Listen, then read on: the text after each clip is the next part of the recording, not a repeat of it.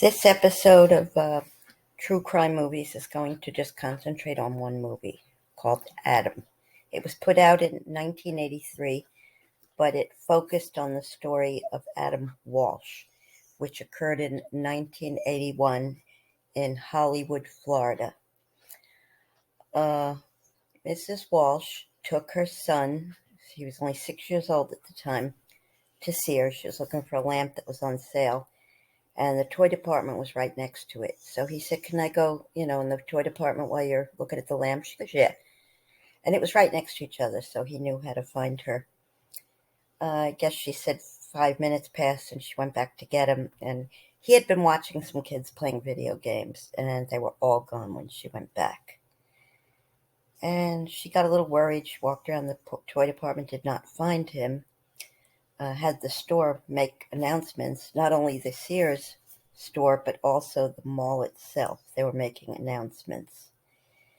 Little time went by. It turned out her mother-in-law was in the store, but she hadn't seen him.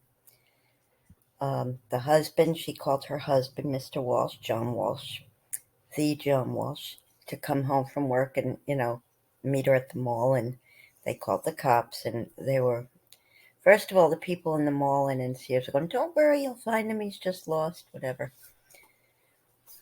But it ended up turning into a big manhunt. They had flyers made. A lot of their friends and neighbors actually went searching with them through woods and, you name it. They were frustrated that the FBI wasn't on the case. And at the time, they said they don't go on the case unless it's over state lines. Now, how do they know if it's over state lines at that point, right? They actually went on a couple of TV shows and not documentaries, but news shows. And one was in New York, and that was a couple weeks later. And right after they did that show, they got the news that Adam's partial remains were found, unfortunately.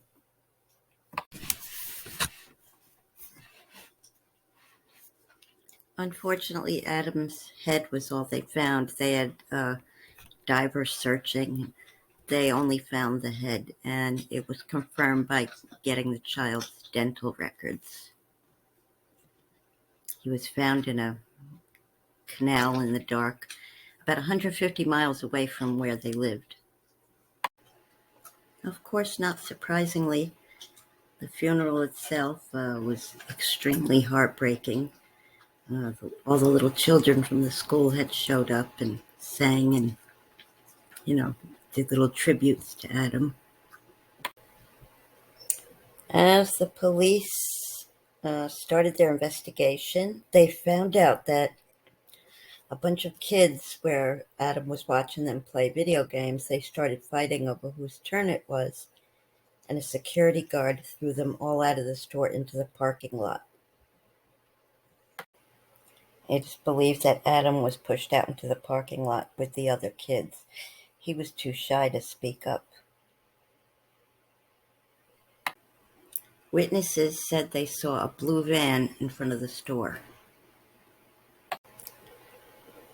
There were also a couple of mentions of a white car.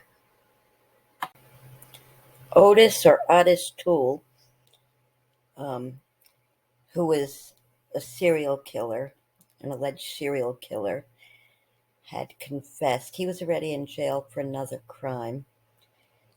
And he had said at the time that Henry Lee Lucas had helped him, but that was impossible because the time that Adam was abducted, Mr. Lucas was already in jail. So Mr. Toole said he did it, then he took it back, then he said he did it again, and then he took it back again. Apparently on his deathbed, he confessed to his niece that, yes, he did do it. He died in jail, I believe of liver failure. Jeffrey Dahmer was also mentioned as a possible suspect, but that was eliminated. Now, in the sequel movie, Adam, His Song Continues, it really zeroes in on um, Mr. and Mrs. Walsh going to Washington and trying to change the laws, opening up a clearinghouse for missing and exploited children. During the timeline of the second movie, the true story of uh, Stacy Jazvac was mentioned, and she was another missing child who they found her bike, and they later found her deceased remains. That happened in the mid 1980s, I believe.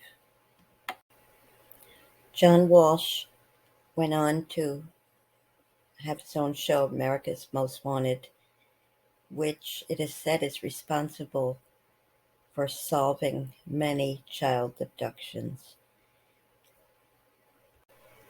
After many, many years of America's Most Wanted, John Walsh started another show called The Hunt, hunting for killers, especially child abductors. And then John Walsh and his older grown son, Callahan, went on to do the show In Pursuit with John Walsh, in which his son Callahan has a very big role in the show. Now, for some of the conspiracies I have found by searching for John Walsh's grown children, all three of them who were born after Adam's demise. It is said that John's daughter Megan, who is now in her late 30s or early 40s, she was born a couple years after Adam had passed. Apparently, she is grown now, of course, and has children, and had her children taken away because of her looking into too far into Adam's murder, is what is believed. Um, there is a story that the Walshes were going to sue Sears for having the security guard throw the children out of the store, because if they hadn't done that, Adam would not have been abducted.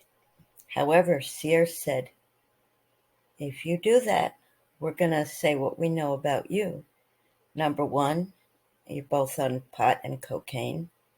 Number two, you're both having extramarital affairs. And number three, Mrs. Walsh did not return to the toy section 5 minutes later. She was gone for a good hour, if not longer. I've heard 45 minutes. I've heard 90 minutes. I mean, look it up on the web. It's amazing the things that are coming out now. This is very recent information that is coming out from John Walsh's daughter, Megan. I cannot take sides. If you want to, you might want to dig a little further into the internet and, on YouTube. She's got a lot of material that she has done. She's a well-spoken young lady. She seems very intelligent. We don't know what goes on behind closed doors, honestly. I'm going to just pray for everybody and hope that they can someday mend their broken family. This is very heartbreaking, and hopefully it'll come to a satisfactory conclusion for everybody. God bless. See you next time.